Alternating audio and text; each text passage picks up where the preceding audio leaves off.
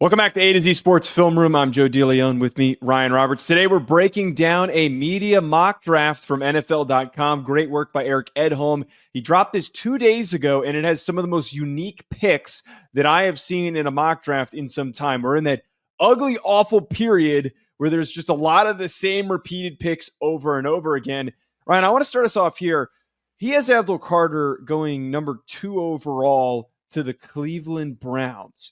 This implies that they're passing on Shedeur Sanders. This is a pick that I'm a fan of because I love this thought process of combining the talents of Myles Garrett and Abdul Carter to create the craziest pass rush in the NFL. I mean, and I think it's getting pretty likely that this happens. There's a lot of rumors around Kirk Cousins potentially being a trade option for Cleveland and them going more of a developmental quarterback option, potentially a little bit down the board and taking best player available. My question here, Joe, for you real quick, as we work through the minutia of this draft, and shout out to Eric Edholm. Always have a chance to say hi to him every year at Indianapolis during the combine. Great guy. Absolutely great guy. But my question for you is, and I was texting with someone this morning that said, Cleveland should take Travis Hunter at number 2 because they had the 32nd ranked offense in the NFL last year, and maybe a wide receiver cornerback duo might be a little bit more impactful than edge potentially. So thoughts on that as far as Abdul Carter versus Travis Hunter? I just think if you're sitting there at 2 and you're passing on a quarterback, you got to go best available. I know that Travis Hunter is very rare and he's very talented.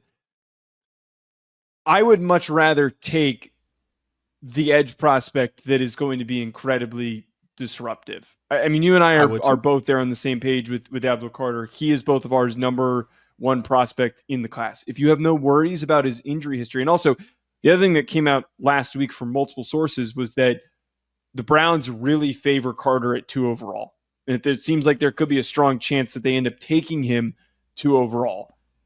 Yeah. I would much rather go best available, create a scary good pass rush duo rather than jumping into the mix and just adding a player who you'd be asking to play a lot more receiver than I think either of us would be comfortable with because he's best projected as a corner. Right. Yeah, no, we're on the similar wavelength there. I think it's the debate over if you're going best player available, who is the best player available. And I know there's varying opinions on that. I would also go Abdul Carter if you're not Well, first and foremost, I would not go quarterback at number 2. I just wouldn't. I would not go quarterback. I would go best player available, and I think that Abdul Carter would be a great fit because outside of him just being a dynamic duo with Myles Garrett, he also gets to learn from Myles Garrett, which is very good for a player who's only been playing on the edge full-time for 1 season. 4th overall pick, he had Armand Membou, and this is one that you and I have been texting about as a possibility. The Patriots need offensive line help. One would have assumed, hey, this is Will Campbell.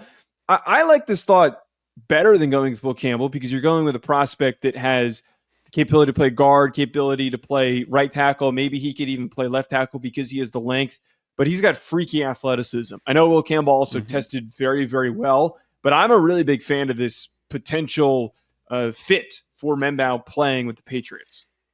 You know what's really weird about it, though, is that, and Eric Edholm literally talked about this in his article, Joe, Morgan Moses is kind of locked in to playing right tackle for New England. So if you're drafting an offensive tackle at 4 just in general, they're probably playing left tackle. And Armand Membou has only played right tackle at Missouri. So there is going to be that little weird of a transition. We saw it with like J.C. Latham last year playing mostly right tackle at Alabama and eventually moving over to left tackle. But he was recruited as a left tackle, right? So there is a little bit of a projection there as far as is Membou a guy that can fit at left tackle. I think this would be a very interesting fit, but as time is going on here, it becomes a pretty likely fit that New England might be targeting an offensive tackle with that 4th overall selection. I'm very interested to see if Membou is that guy in the end. Well, part of the difficulty too with the Patriots is that they should trade back first and foremost, but where they're sitting, it's a little too early to take a tackle. And one could argue that this or Will Campbell is just a hair of a reach if they're not going to take one of the premier defensive players. If they wait until the 2nd round, there's a strong likelihood that most of the good tackles are completely off the board. So if you feel like you don't have a trade back partner, just going with the player that you like the most is how you're going to get the most value. Again, I don't love reaching for need, but when your offensive line was so awful and you need to protect Drake May, you kind of have to go with what is on the board and what's capable for you. Yeah, no, it's a really weird board at that point too, because both Travis Hunter and Abdul Carter are both off of the board. I think if either one of those guys were on the board, I think it's a much easier conversation, obviously. But because then the question goes, are you in a position where you could take Mason Graham, even though your interior defense line's pretty good for the most part, right? Are you in a position where you could take a tight end in Tyler Warren? Do you like any of the wide receivers that much to go to draft them at number 4? Like these are all crazy scenarios and questions that New England has to answer, but I do think that the tackle makes sense. I agree though.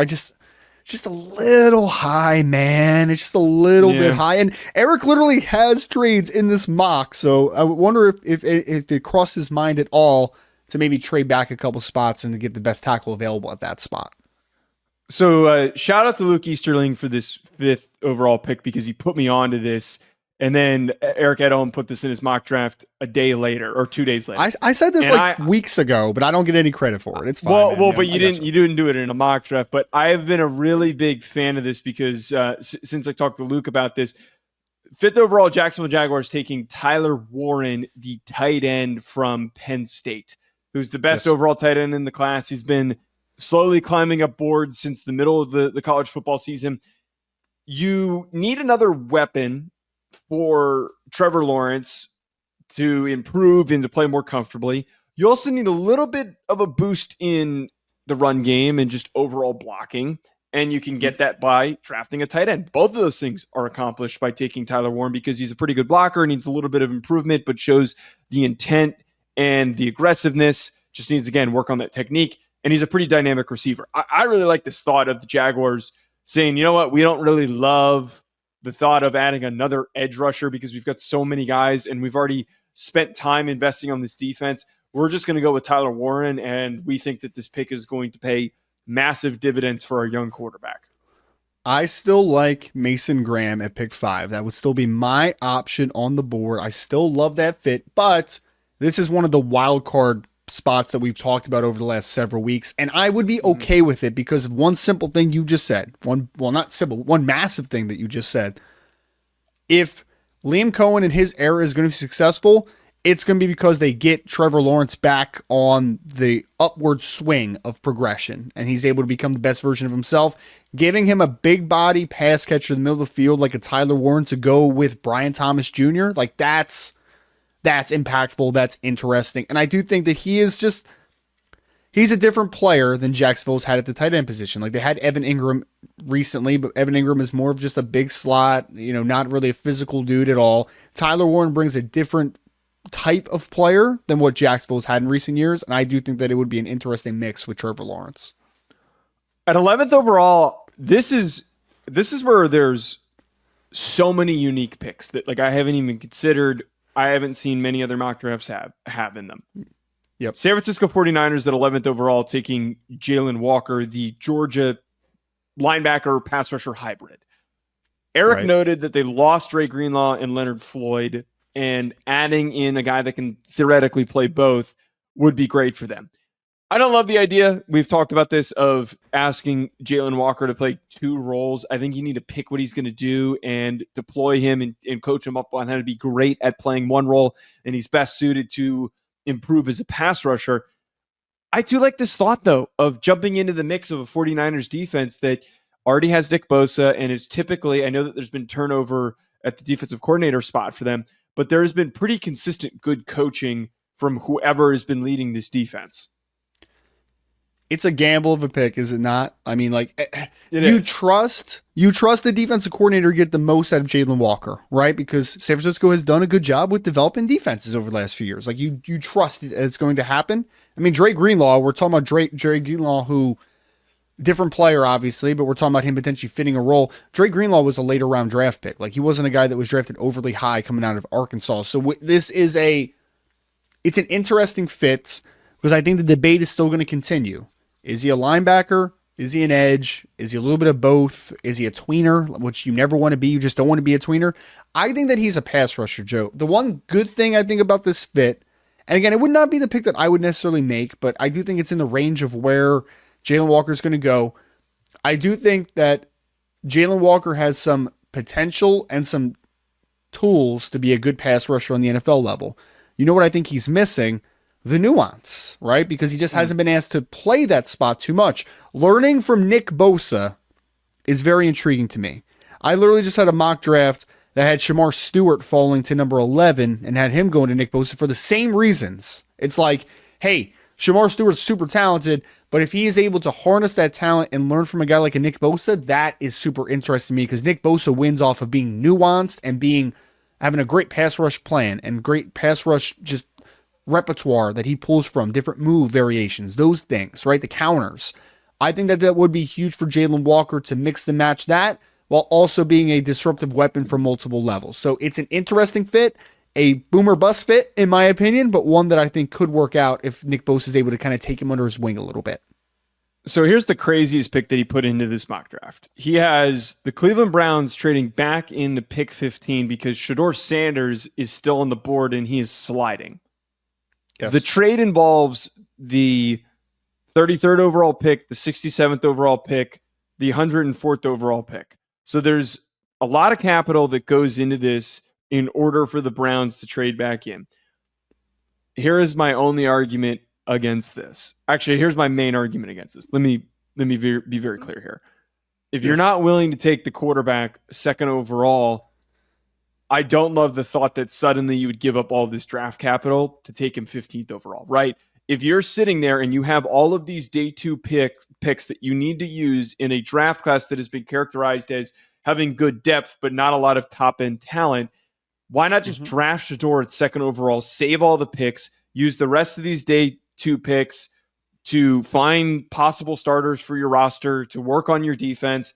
I don't love this. I don't think that the Browns are that desperate for a quarterback. If the decision by them is we don't want to throw a quarterback and take a guy second overall, we're just going to go best available. I think if that is their approach, they will not consider trading back in this aggressively. If there is a trade back in, it would probably be at the end of the first round to take Jackson Dart or to take Jalen Milroe.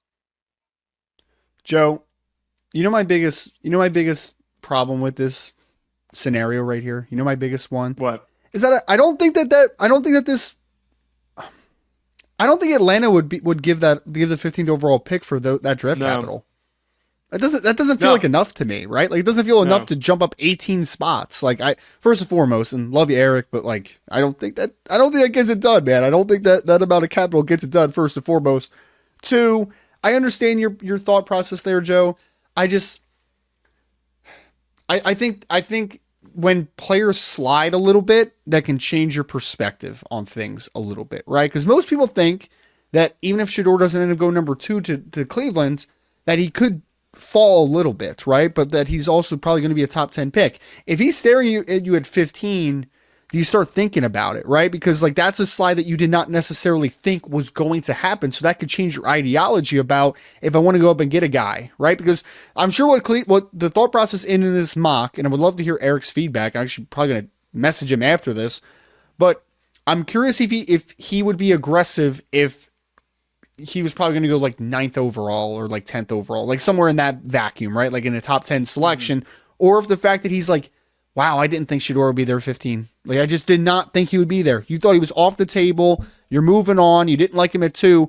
2 versus 15 is a different bucket. Like, that is a different world to live in ultimately, right? And as of today, until Kirk Cousins is traded to Cleveland, most likely, we'll see what happens with that, right? Until that happens, your quarterback room is Kenny Pickett, Deshaun Watson. That's your quarterback room, man. Sometimes you get a little bit desperate when your quarterback room stinks. All right. Like I'm just at devil's advocate there. You know, I'm not the hugest Shedeur Sanders fan of all time, just in general. So I would not give up that much capital in a vacuum to do it. But it is kind of interesting to see if he does fall that way, that much, if that changes people's perspective on how aggressive they should be to go up and get him potentially. There's 2 picks, the last 2 that I want to talk about, that I'm very strongly against. There are 2 edge rusher picks with Nick Scourton still on the board.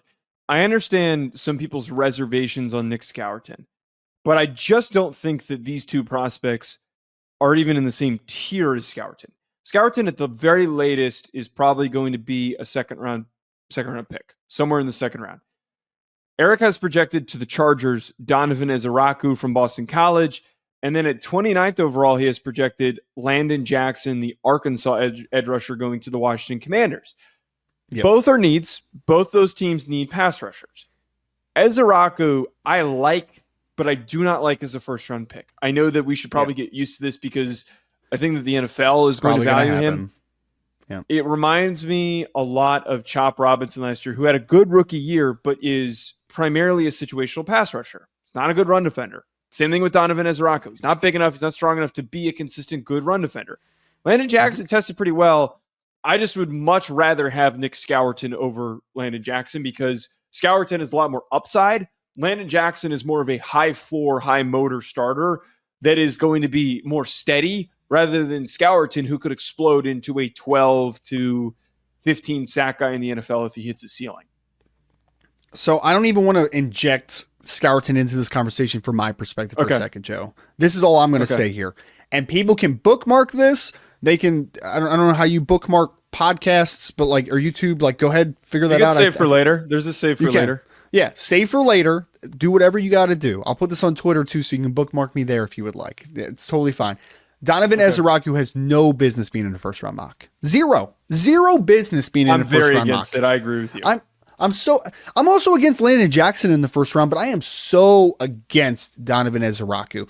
I understand that he just tested really well from a short area perspective, so people are really excited about the bend. And I understand that he just had a really productive year for Boston College. But guys, it's about translation to the NFL level.